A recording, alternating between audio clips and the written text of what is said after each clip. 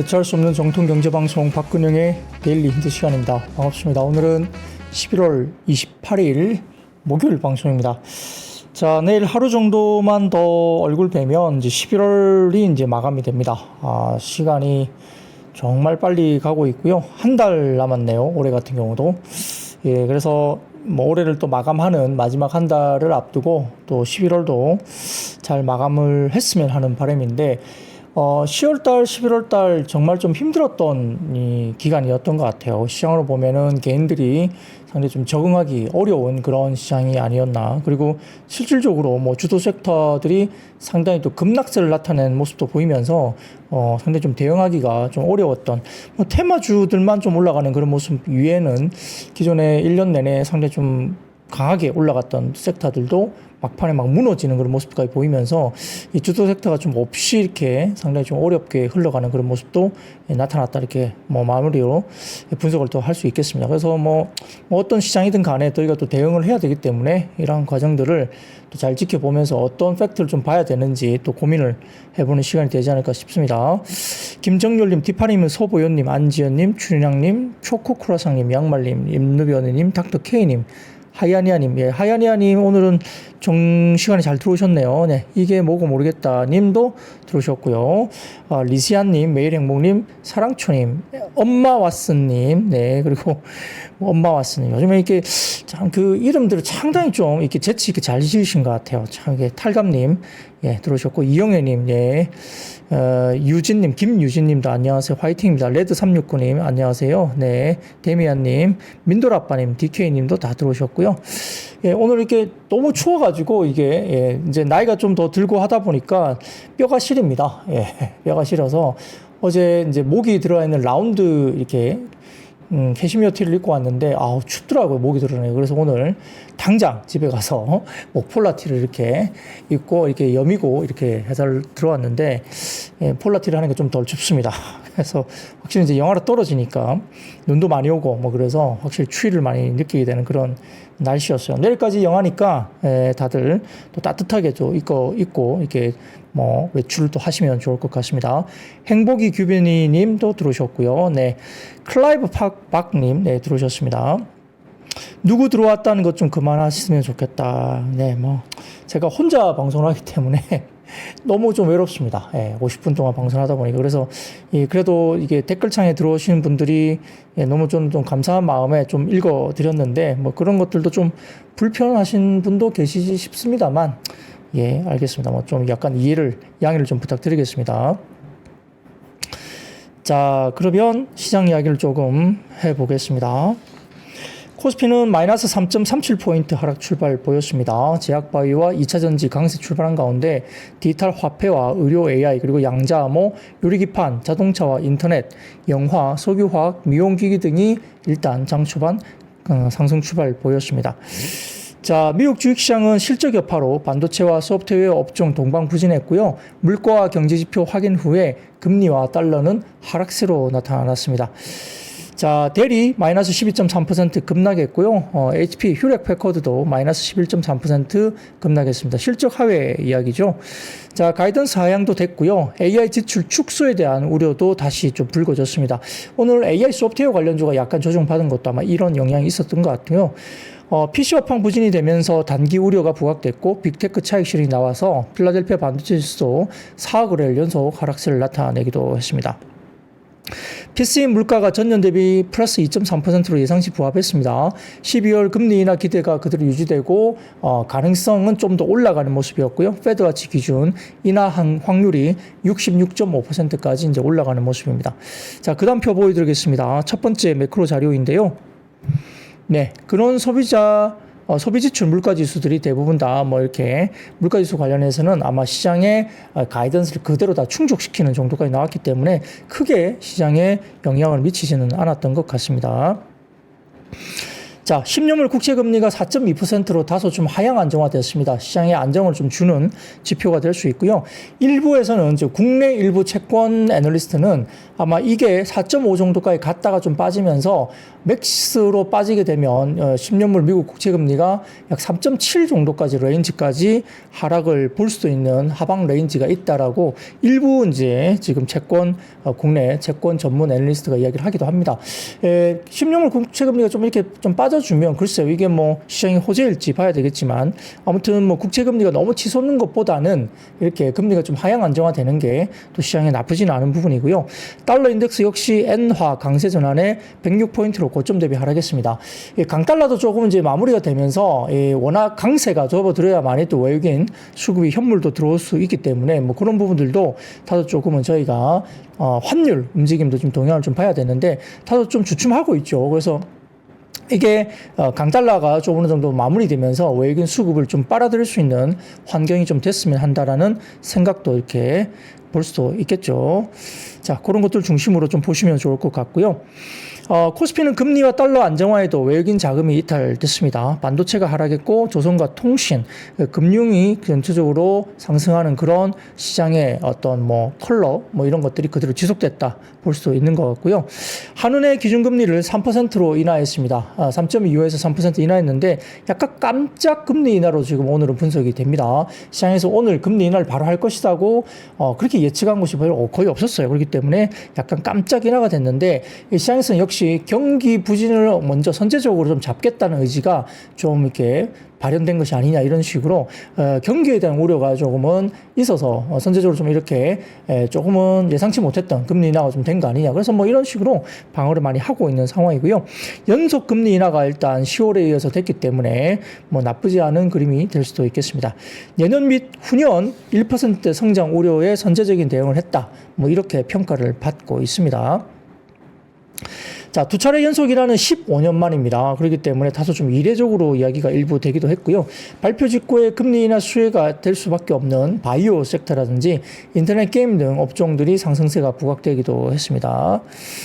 자, 그리고 외국인 순매도가 역시 지속됐는데요. 전일도 오후에 또 매도폭이 확대됐고 오늘도 다소 좀 오후 들면서 외국인들의 매도가 현물 매도가 조금 더 확대되는 모습이 보이고 있습니다.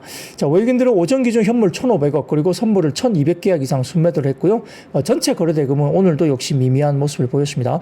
아마 오늘 밤에 미국장이 열리지 않죠. 그리고 다음 날은 아마 오전장인가요? 뭐 절반만 열리는 걸로 알고 있거든요. 그래서 오늘 밤에는 조금은 편안하게 주무셔도 될 것 같아요. 오늘 밤에 미국장은 아마 제가 안 열리는 것으로 저는 알고 있습니다.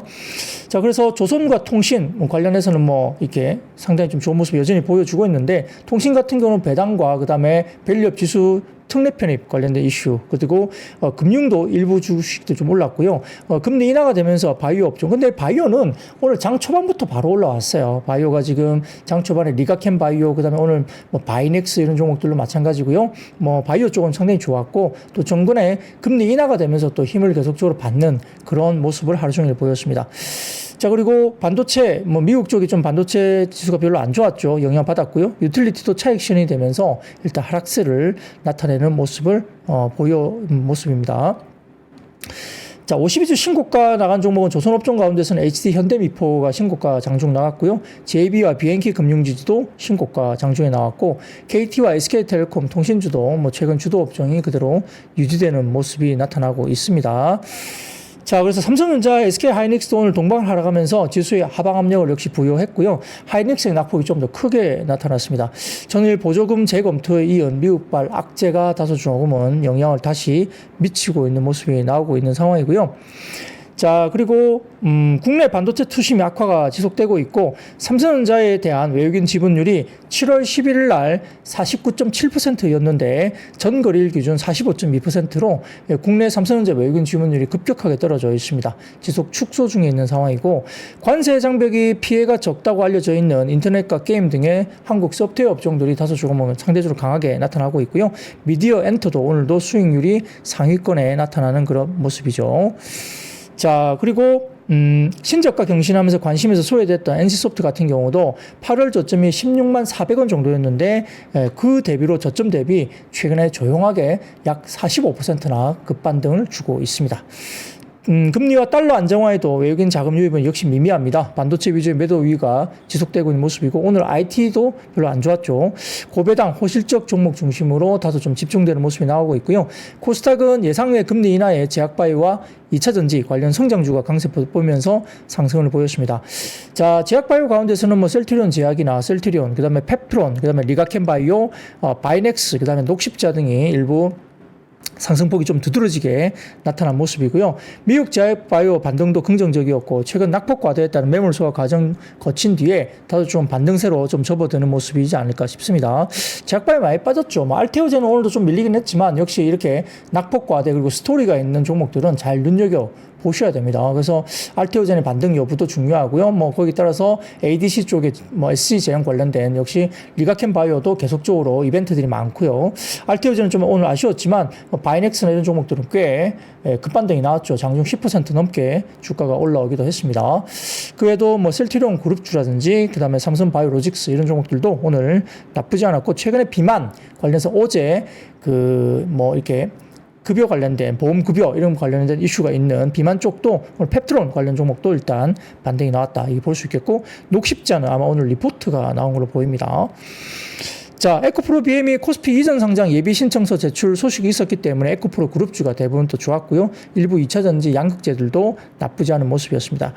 그 외에 노을이 마이랩 미국의 진출 본격화 기대감 때문에 의료 AI도 긍정적이었고 트럼프가 우크라이나 러시아 특사에 키스 켈로그를 지명했다는 소식 때문에 사료 관련주도 일부 조금 움직임이 일단 영향을 받았다 볼 수도 있습니다. 자, 그러면서 코스피가 한국은행 금리 인하에 한때 2510선을 다소 좀 상회하긴 했지만 상승폭을 다소 좀 반납하면서 강보합권 정도로 마무리가 되는 모습이었고 한국은행이 깜짝 금리 인하를 단행하면서 경기 부양 의지를 적극적으로 표명하고 있다. 뭐 이런 시장의 긍정적인 요인이 될 수도 있겠습니다. 자, 미국과 유럽, 중국과 달리 경기 부양 정책이 부재했던 한국에 금리 인하에 대한 동력이 좀 유입됐다는 것도 시장에서 긍정적으로 평가할 수 있는 이야기입니다. 물론 뭐 더 큰 재정 정책이 뭔가 나오면 더 좋겠지만 일단은 금리 인하를 2번 연속적으로 일단 금리 인하를 했다는 점도 일단 시장에서 변곡점이 될 수도 있겠죠. 자, 미국 추수감사절 휴장을 앞두고 거래량 많지 않은 영향 등으로 지수 변동성 크게 나타나지 않았죠. 업종별로는 의약품과 철강, 금속, 화학이 강세였건 반면 전기전자와 종이, 목재, 건설업은 약세였습니다. 미국의 PC 제조업체인 델과 HP의 실적과 가이던스가 부진했기 때문에 그리고 반도체 보조금 등의 약간 이슈가 불거지면서 반도체라든지 IT 업종들이 별로 안 좋았고요. 오늘은 AI 소프트웨어도 약간의 조정이 좀 나오는 그런 하루로 볼 수 있겠죠. 그리고 최근에 보면 그 게임즈들이 좀 올라오는데 중국 관련해서도 마찬가지지만 역시나 그 플랫폼 수수료 인하 기대감 이게 좀 더 큰 것 같아요. 그래서 실적이 좀 좋아질 수 있다는 이야기 이 부분은 며칠 전에 제가 방송으로 자세히 말씀드렸고요. 17% 정도까지 이 수수료 앱이 30%대에서 17% 정도 수준으로 플랫폼 수수료 인하 기대감이 좀 반영이 되고 있는 것도 역시 최근에 게임즈들의 강세도 역시 이어지고 있는 상황이고 미국의 관세 영향에서도 비교적 자유롭다 이렇게 분석되기도 하고 있기 때문에 이런 부분들로 영향을 미치고 있습니다. 자, 롯데그룹 계열사 IR이 진행되면서 자산재평가 롯데월드타워를 은행에 또 담보로 제공한다. 참 이게 우리가 기대가 글쎄요 뭐 상상하지 못했던 이야기가 일단 나왔죠. 그래서 이런 이야기들이 담보로 제공되면서 유동성 문제 없다는 것이 피력되면서 롯데주주나 롯데케미칼 그리고 롯데쇼핑 등의 롯데 계열사 강세로 좀 이어지고 있고요. 특징주로서는 임시주총 소집을 앞두고 양측의 장내 매수가 이어지면서 고려 아연 등이 장중 급반 등세가 나왔습니다. 코스닥은 에코프로 계열사와 바이오 종목 등이 반등하면서 일단 상승 견인을 했고요. 업종별로는 금융과 제약 강세였고 반면 금속과 비금속 등이 약세를 나타낸 모습이었습니다. 자, 중간에 이제 말씀을 드린 가운데 이렇게 날씨가 추우니까 이렇게 따뜻한 어떤 음식들이 많이 생각나시나 봐요. 뭐 어묵도 말씀도 하시고 그다음에 일부 돼지국밥 말씀하시는 분도 계시고 이렇게 전체적으로 상당히 좀 따뜻한 국물이나 이런 것들이 생각 많이 나시는 모습인 것 같습니다. 참고로 저는 오늘 점심에 돼지국밥을 먹었습니다. 제가 오늘 서울 반도체에 관련해서 IR 담당자분하고 미팅이 있어갖고 만나 뵀는데 서울 바이오시스. 자, 서울 바이오시스는 바이오 회사가 아닙니다. 네. 그래서 서울 바이오시스하고 이제 IR 담당자분하고 이렇게 식사를 같이 하면서 이제 회사 내용을 좀 같이 전달받았는데, 네. 돼지국밥을 같이 먹으면서 이제 또 이야기를 하면서 커피 한잔 하면서 이제 회사 이야기를 들었고요. 상당히 뭐 좋아지는 그림이더라고요. 다음에 기회가 있으면 뭐 서울 바이오시스 등과 같은 내용들을 제가 한번 다시 말씀드릴 수 있는 시간이 아마 있기를 저도 바래 봅니다. 제가 이제 고향이 부산이라 돼지국밥, 가야밀면 이런 것들도 잘 먹습니다. 맛있죠. 자, 그러면 그 다음 매크로 지표 하나 더 보여드리겠습니다. 자, 금리 인하 기대감인데요. 다음 표를 하나 보여주시면 최근에 양호한 매크로 지표에도 불구하고 정책 불확실성 관련된 부분들이 지속되면서 12월 기준금리 인하 기대감이 확산되고 있습니다. 12월에 지금 66.5%까지 일단은 25bp 금리 인하 이야기가 나오고 있고요. 내년 예상 기준금리 인하에서도 기존의 1회에서 2회로 다소 좀 확대되는 모습이 다시 나타나고 있다. 그래서 약간 금리 인하 사이클이 좀 지연되지 않을까 이렇게 이야기를 굉장히 우려를 많이 했는데 내년에 한 2번 정도 또 금리 인하를 하는 쪽으로 현재는 확률이 올라가고 있다라고 또 보이는 거니까 그런 것들도 같이 보시면 좋을 것 같아요. 자, 그런 것들 같이 보시면 좋을 것 같고요. 자, 그리고 그 다음 표입니다. 자, 이제 우리 많이들 보시잖아요. 저희 이번에 우리 첫째 아이가 10월에 이제 뭐 이렇게 자기 생일 때였는데 뭐 자기가 갖고 싶은 게 뭐냐 했더니 마샬 앰플 하나 갖고 싶다 이렇게 말해가지고 이번에 그 해외 직구를 했거든요. 뭐 이번에 뭐 블랙 프라이데이 뭐 이렇게 등등 있어가지고 쇼핑이 지금 시즌이잖아요. 그래가지고 집사람이 좀 찾아보니까 좀 좋은 가격에 나와 있었다 그래가지고 마샬 앰플을 이제 하나 사서 선물을 이제 했는데 역시 이제 올해 블랙 프라이데이와 사이먼 데이에 역시 얼마를 돈을 쓸 것이냐 이 문제인데 자 보면은 그로스인데 작년보다 어느 정도 그로스가 생길 것인가 보면 24년도 지금 보니까 연말에 지금 그로스 성장률이 15% 정도 성장을 하는 것으로 그러니까 그만큼 소비 지출을 하겠다는 것으로 나오는 것 같습니다. 자 보면은 21년도에는 12%, 22년도 12%, 23년도에는 13% 이렇게 소비 성장이 있었는데 올해는 연말에 15% 소비 성장을 전년 대비 하겠다는 거죠. 그러면 그런 대로 지금 소비 지출이 상당히 연말에도 그래도 약간 뭐라 그럴까 좀 탄탄하게 소비가 아직은 좀 유지가 되고 있다라고 볼 수도 있겠죠.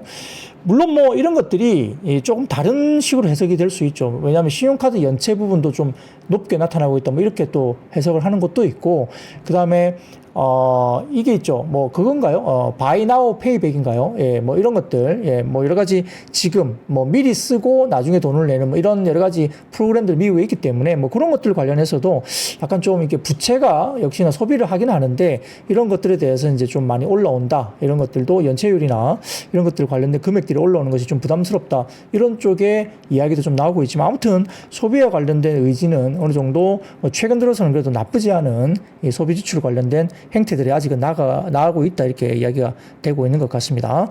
그런 것까지 좀 연말에 소비와 관련된 지표도 좀 지켜보시면 좋을 것 같네요. 매크로 지표였습니다. 이런 것들 이야기를 하면 좋을 것 같습니다. 네, BNPL이죠. 네, Buy Now, Pay Later라고 볼 수 있겠죠. 자, 국내에도 일부 뭐 저런 것들이 약간 들어오는 것 같아요. BNPL이. 그런 것들까지도 보시면 좋을 것 같고요. 자, 그래서 다음 이제 섹터로 한번 넘어가 보도록 하겠습니다. 첫 번째는 제약바이오인데, 자, 오랜만에 리가켄 바이오, 그 다음에 바이넥스, 특히 바이넥스가 오늘 급반등이 나왔고, 셀트리온도 마찬가지고, 셀트리온 그룹주들 상당히 좀 좋았고, 그 다음에 뭐 삼성 바이오도 일단 주가들이 올라왔고요. 오늘 리가켄 바이오도 꽤 주가가 괜찮은 모습을 장중해 보였고, 알테오전이 좀 아쉽게도 이제 약간 빠지면서 장 초반에는 굉장히 올라가는 모습이었지만, 일단 장 막판에는 조금 밀리는 모습을 보이기도 했습니다. 자, 전일 언론에 따르면은 국내 바이오 약품 CDMO 기업들에 대한 반사이익을 줄 것으로 기대받는 생물보안법의 미국 상원 통과 여부가 내달 안에 결정될 것으로 전망이 되고 있습니다. 그러면은 삼성 바이오, 그다음에 바이넥스, 에스티팜 이런 종목들이 이제 거론이 될 수 있겠죠. 그래서 지난 9월 미국 하원을 통과한 생물보안법안이 상원을 통과할지 여부가 12월 한 달 내에 결정될 예정으로 알려져 있죠.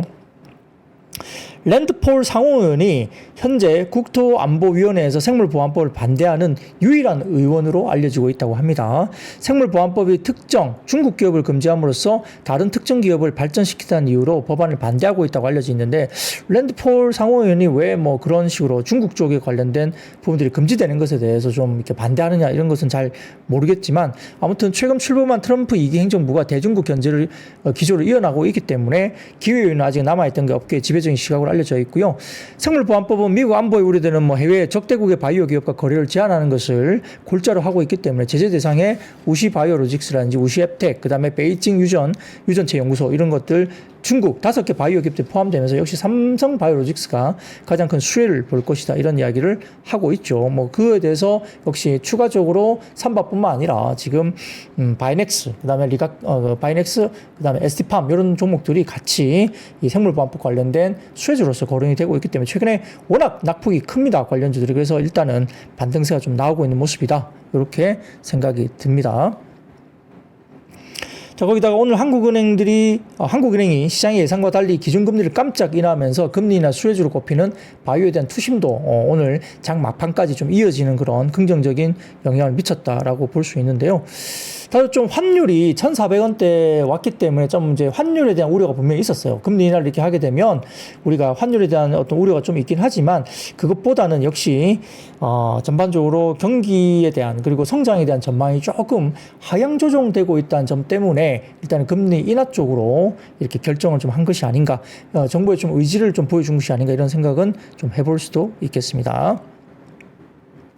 자, 그래서 오늘 셀트리온 제약이나 바이넥스, 한올바이오파마, 셀트리온, 삼바, 그 다음 종군당 대웅제약, 그 다음에 리가켄 바이오 이런 종목들도 꽤 주가들이 올라갔습니다.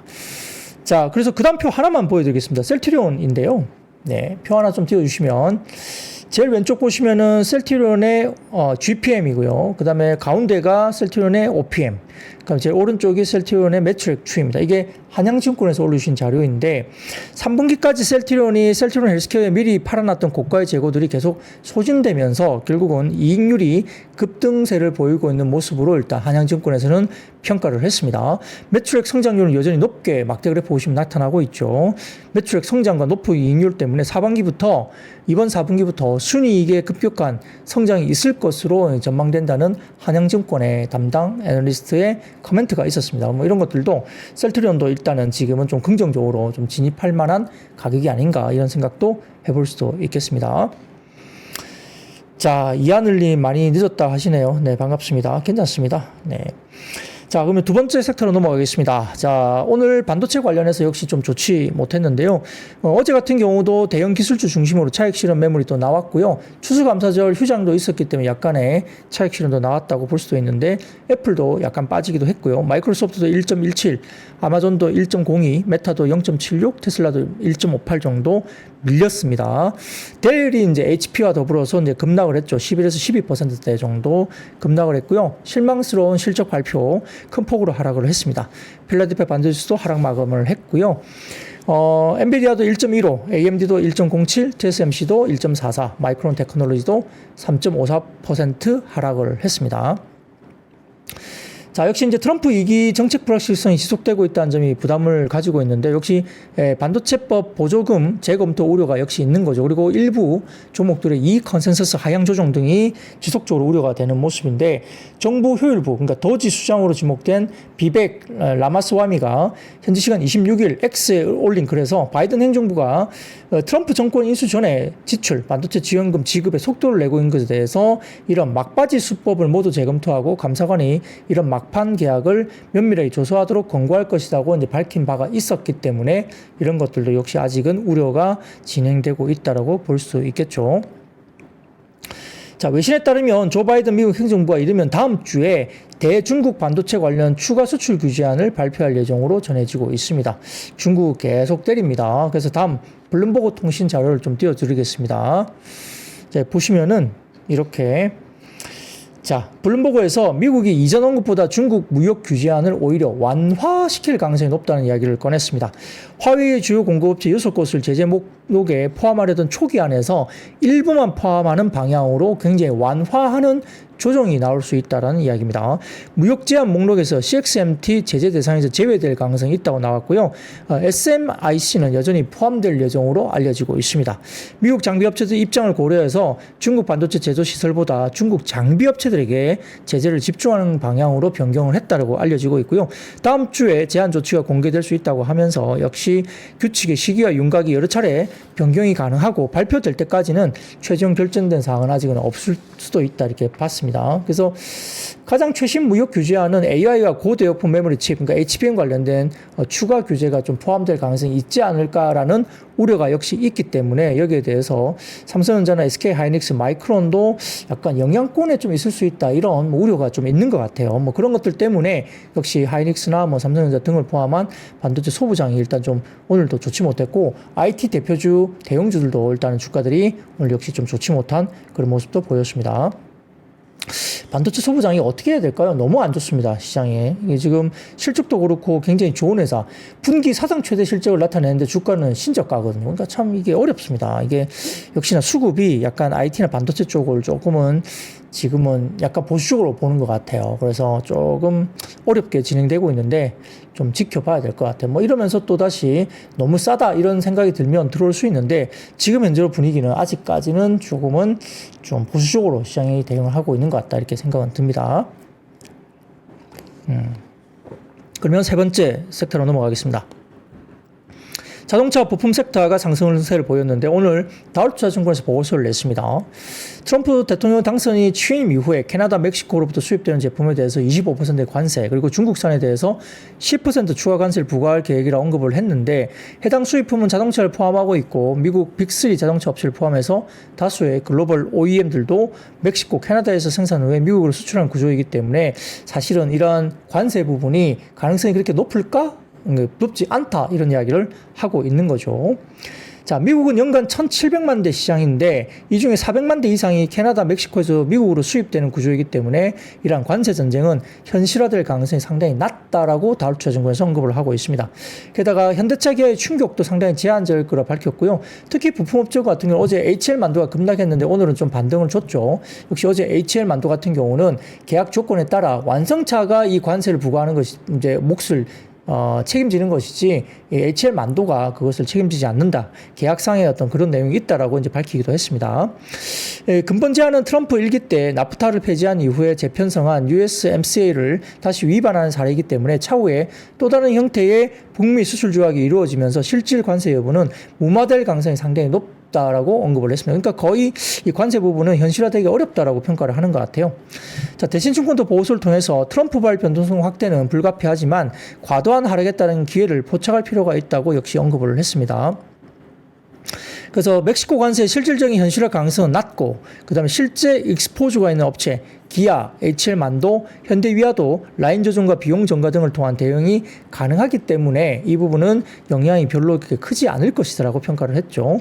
뭐 이런 것들 때문에 완성차와 일부 부품 업종들도 오늘은 반등세가 나오기도 했다라고 볼 수 있습니다.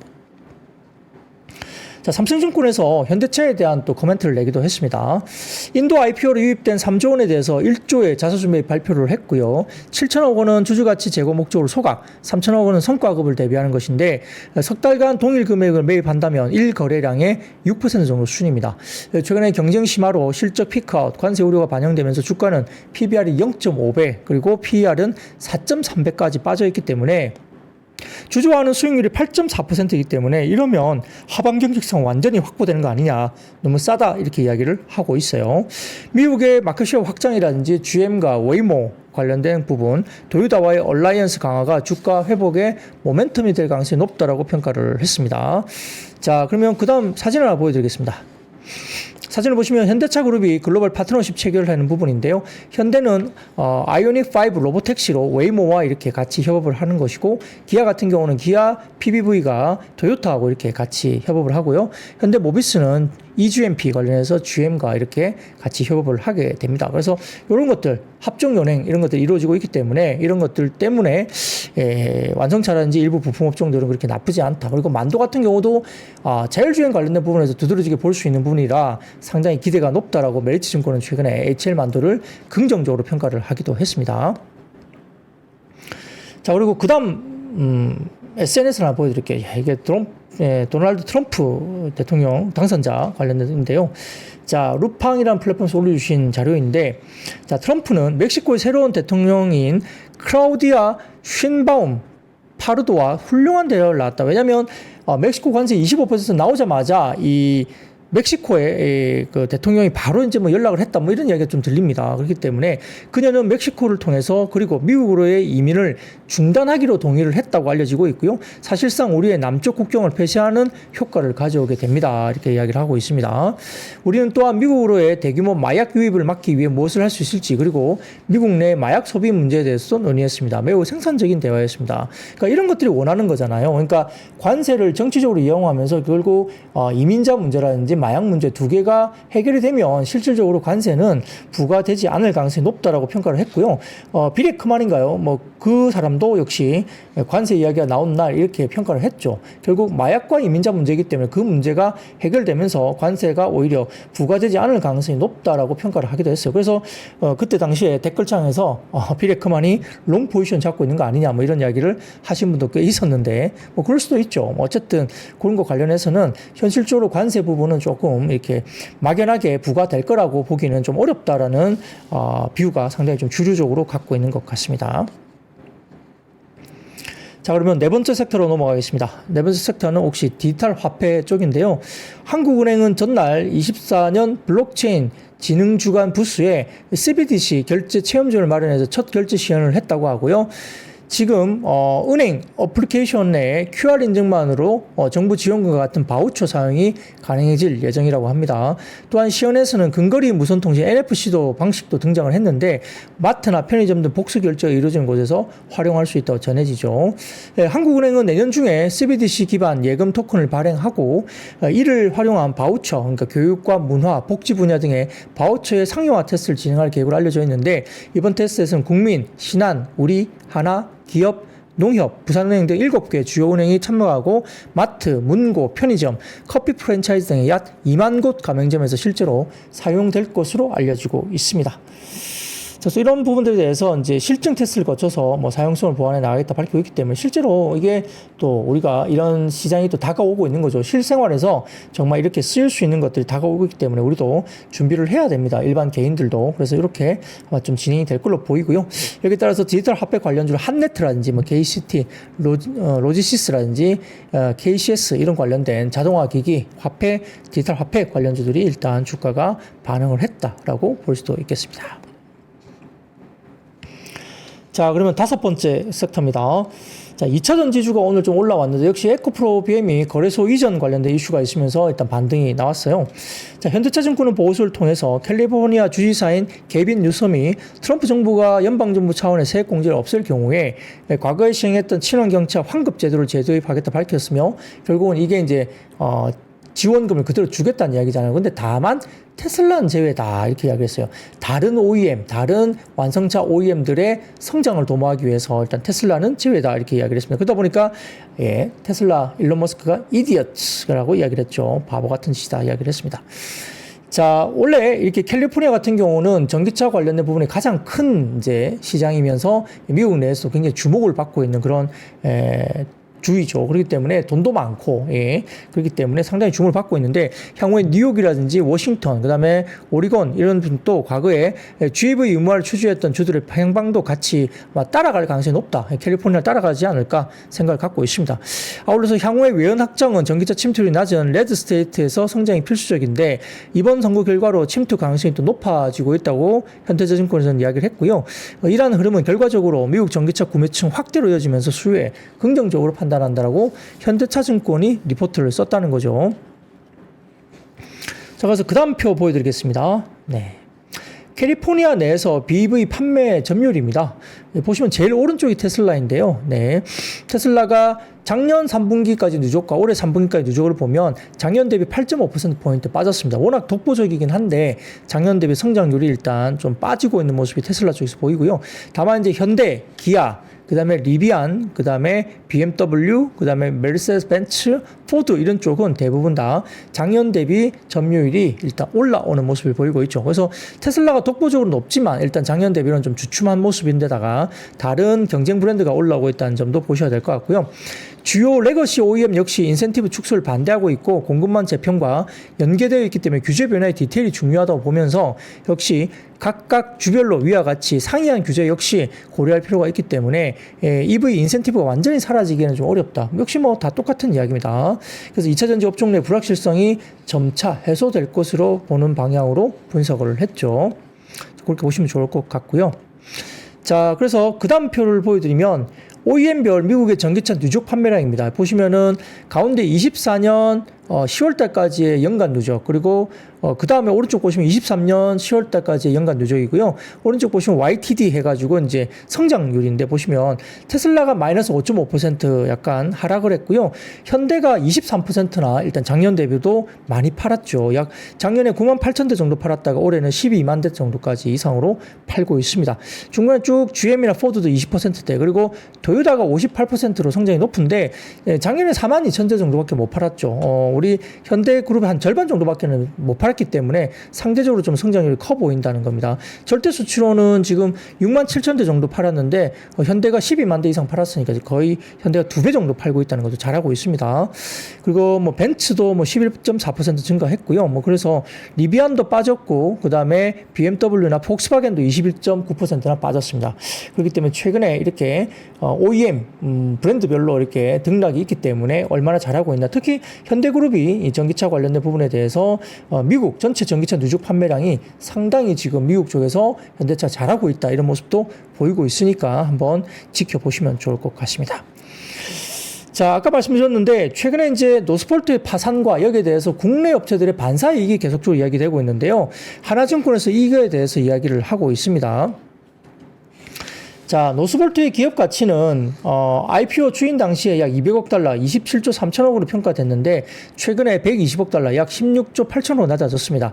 당사의 어떤 뭐 주요 주주에는 폭스바겐, 그다음에 골드만삭스 등이 있는데 폭스바겐은 현재까지 총 14억 유로 투자했지만 23년 말 기준 노스볼트 지분에 대한 장부가액을 투자금의 절반 수준인 6억 9천만 달러 정도로 기재를 했습니다. 골드만삭스는 8억 9천만 유로 정도를 투자했지만 올해 연말까지 투자 금액 전액을 전부 대손상각 처리를 할 것으로 봤습니다. 그러니까 다 이제 비용 처리를 해버린다는 거죠. 그래서 이런 것들 관련해서 역시 전반적으로 봤을 때는 23년 말 기준 수주 잔고가 약 500억 달러, 한 70조 정도가 됐는데 24년 7월 폭스바겐은 납품 지연 등의 문제로 노스볼트와의 공급 계약 재검토를 착수했고 10월에 볼보는 노보 에너지의 배터리 퀄리티 문제로 새로운 파트너 물색 중이라고 밝힌 상태입니다. 여기에 따라서 향후에 한국과 중국 배터리 셀 메이커들의 반사 수혜가 예상된다라고 하나증권에서 이야기를 했습니다. 자, 다만 한국의 장비 소재 기업은 단기적으로 타격이 좀 불가피할 수 있죠. 물론 노스볼트와 장비 계약을 맺은 쪽이 특히나 타격이 불가피한데요. 지금은 이 부분에 대해서 국내 장비 소재 중에 어떻게 보느냐. 자, 24년 10월 SFA가 두 건의 장비 공급 계약 중단을 공시를 했고요. 올해 3분기 손실액 2,119억 원을 인식을 한 걸로 보입니다. 이노메트리 같은 경우도 올해 12월까지 엑스레이 검사 장비를 셋업할 예정 약 800만 달러 정도 계약 금액이 있는데 계약 이행률 40% 정도 수준에 불과한 수준이고요. 23년 2월 SK 넥슬리스 역시 24년부터 5년간 최대 1조 4천억 규모의 동박 공급 계약을 노스볼트가 체결한 바가 있고 롯데 에너지 머티리얼즈와 솔루스 첨단 소재 등 동박 주요 업체들이 모두 노스볼트를 고객사로 두고 있습니다. 여기에 따라서 이제 피해가 있을 수 있는데 소재 산업 중에는 역시 동박 기업들의 타격이 다소 좀 클 것으로 하나증권에서는 평가를 했고요. 장기적으로는 한국 배터리 셀 메이커의 반사 수혜 과정에서 국내 장비와 소재 밸류체인 역시 노스볼트발 타격을 상쇄할 것으로 판단은 되지만 단기적으로는 오히려 노스볼트 양 매출 비중이 높은 기업들의 타격이 불가피할 수밖에 없죠. 그래서 소재주 쪽이 조금 더 약간 어려울 수 있고 셀 메이커는 오히려 상당히 좀 긍정적으로 이야기를 하고 있는 것 같습니다. 이런 것들 같이 보면서 노스볼트 이야기가 이제 우리 쪽에 명암이 있다는 거죠. 뭐 무조건 좋은 건 아니에요. 어디는 좋고 어디는 좀 부정적일 수 있다는 점도 꼭 체크를 해보시면 좋을 것 같습니다. 자, 그러면 6번째입니다. 일론 머스크가 AI 게임 스튜디오 설립 발언 속에 게임주가 올라왔고요. 물론 관세에서 좀 상당히 좀 뭐 떨어져 있다. 관세 이슈로부터 좀 멀게 떨어져 있는 섹터가 아닌가 이야기가 나오면서 게임주도 일단 주가들이 올라오고 있습니다. 일론 머스크는 자신의 X 계정에 너무 많은 게임 스튜디오들이 대형 의사에 의해서 소유되고 있다면서 xAI가 인공지능 게임 스튜디오를 시작할 것이고 게임을 다시 위대하게 만들겠다고 밝혔습니다. 뭐 안 하는 게 없어요. 게임도 하고 뭐 우주선도 띄우고 뭐 코인도 하고요. 뭐 별걸 다 합니다. 자, 해당 게시글에서 일론 머스크가 AI 게임 스튜디오를 만들 주체로 태그한 xAI는 일론 머스크가 인공지능 사업을 전개하면서 23년 3월 창업한 회사로 최근엔 오픈 AI의 챗GPT와 유사한 서비스를 곧 공개할 예정이고요. 데이터 센터를 강화하면서 오픈 AI를 추격할 것이라는 목표를 밝힌 것으로 알려져 있는 것입니다. 자, 그래서 이 같은 소식 속에 자회사 컴투스 플랫폼이 미국 스페이스포트와 IP 라이센싱 파트너십을 체결한 사실이 부각된 컴투스 홀딩스가 주가가 괜찮았고 AI 게임 엔진 특화 딥라이트 인수한 M832 시장에서 부각됐습니다. 그 외에도 이스소프트, 스코넥, NC소프트, 시프트업 등의 일부 게임들도 상승세가 나타났다 이렇게 볼 수도 있겠죠. 자, 그러면 그 다음 섹터로 넘어가 보겠습니다. 7번째인데요. 역시 오늘 알츠하이머병 관련된 이슈가 나왔습니다.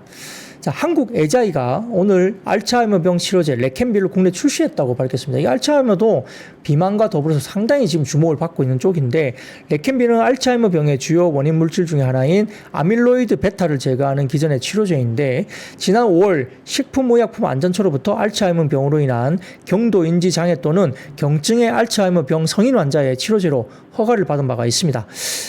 최근에 그로스 리서치라는 독립 리서치 쪽에서 보고서를 통해서 알츠하이머 치료제의 국내 도입이 본격적으로 진행되면서 동시에 국내 알츠하이머 진단 시장이 부각될 것으로 전망하는 리포트를 내기도 했습니다. 최근에 알츠하이머 진단 시장은 검사 비용뿐만 아니라 검사 시의 양성 판정 결과가 주는 심리적 부담 때문에 진단 수요가 상당히 제한적일 수밖에 없었어요. 근데 레켐비 치료 건수가 활성화되고 알츠하이머 진단 검사 인식이 혈압, 당뇨 검사와 같이 건강 관리의 일환으로 좀 이렇게 편안하게 좀 바뀐다고 한다면 진단 시장이 더욱더 커질 수 있지 않겠느냐 이런 기대를 갖고 있다고 분석을 하기도 했습니다. 여기서 젠백스나 하이퍼 코퍼레이션, 피플바이오, 펩트론, 퓨처캠 등의 알츠하이머 관련된 종목들이 주가들이 올라왔는데요. 자, 그 가운데 하이퍼 코퍼레이션 같은 경우는 이게 알츠하이머 관련된 테마도 있었지만 오늘은 AI 쪽도 약간 테마가 있었어요. 이 사업 파트너로 알려져 있는 디럭테스테크와의 시너지 기대감이 반영되면서 오늘 장중에 급등이 나타나기도 했습니다. 디럭테스테크는 AI 광고 영상 제작사 스카이웍스 인수를 좀 추진하고 있다고 공시가 나왔는데 자, 스카이웍스 기술을 활용하면 투입 자원을 약 5분의 1 수준까지 줄일 수 있고요. 광고 영상 제작 기간도 10분의 1 수준까지 단축할 수 있는 걸로 알려집니다. 스카이웍스의 원천 기술은 지난 6월 유럽의 CES 불리는 기술 박람회 비바 테크놀로지에서 루이비통 관련된 루이비통 혁신상, 루이비통 그룹의 혁신상을 또 수상한 그런 이력이 있다고 하기 때문에 하이퍼 코퍼레이션은 이런 내용으로 알츠하이머 관련된 이슈가 있으면서 아까 말씀드렸던 AI 쪽의 광고 영상 이런 부분들에 대한 부분까지 같이 겹쳐지면서 장중에 급반등세가 좀 나오는 모습이 보였다라고도 평가를 받습니다. 자, 그 다음 8번째 섹터입니다. 오늘 비트코인 가격 반등의 일부 관련주가 상승하기도 했습니다. 최근에 99,000달러 넘어가면서 거의 10만 달러 정도까지 왔다고 말씀드렸죠. 거기에서 조정이 좀 나왔는데요.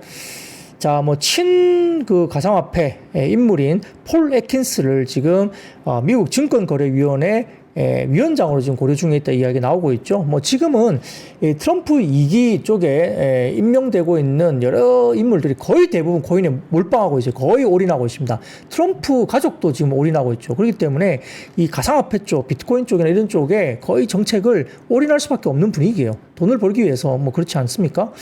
그래서 지금 코인마켓캡에 따르면 오늘 오전 10시 30분 기준 비트코인 가격은 4% 정도 상승한 96,300달러 선에서 거래됐고요.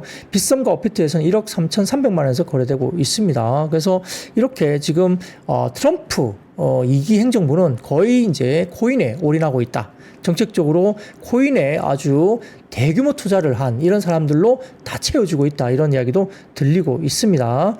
자, 그래서 지난밤 뉴욕 증시에서 마이크로 스트래티지 9.94% 급등, 코인베이스도 6.03% 급등 등 가상화폐 관련주가 상승을 보였고요. 국내에도 가상화폐나 두나무 관련주들이 이제 주가들이 올라왔다 볼 수도 있겠죠. 자, 그리고 마지막 9번째입니다. 트럼프 2기 행정부가 한미 FTA 농산물 재협상 가능성 부각되면서 사료와 음식료 업종이 일부 올라오기도 했습니다. 뭐든지 지금 다 뜯어 고칠 가능성이 있다는 거죠. 자, 트럼프 2기 행정부 출범을 앞두고 한미 자유무역협정 FTA 재협상이 추진될 가능성이 좀 있다는 전망이 나오고 있습니다. 자, 미국의 무역 수지 개선을 위해서 미국산 농축산물의 수입 확대를 요구할 전망이 높아지고 있고요. 이와 관련해서 트럼프 전 대통령이 재집권하면서 한미 FTA 개정 또는 재협상을 요구할 가능성이 높고, 특히 국별 무역 장벽 보고서에 언급되고 있는 다양한 요구가 이루어질 수 있는데, 미국산 쇠고기, 그다음에 돼지고기, 그다음에 옥수수, 대두, 치즈 등의 수입 확대나 수입선 변경을 요구할 것으로 시장은 전망을 하고 있죠. 그래서 이렇게 전체적으로 지금 2012년에 체결한 한미 FTA는 양허 제외하고 계절 관세, 그다음에 농산물 세이프가드 적용 등의 15년 이상 관세 영향을 받지 않는 기간을 확보한 조약인데, 한국이 미국으로부터 주로 수입하는 품목은 소고기, 돼지고기, 감자, 밀 등으로 알려져 있습니다. 그래서 이런 게 다소 좀 새롭게 나타나고 있고요. 그리고 국내 같은 경우도 방위비 분담금을 대폭적으로 좀 높게 형성되면서 요구를 하지 않을까라는 우려도 지금 갖고 있죠.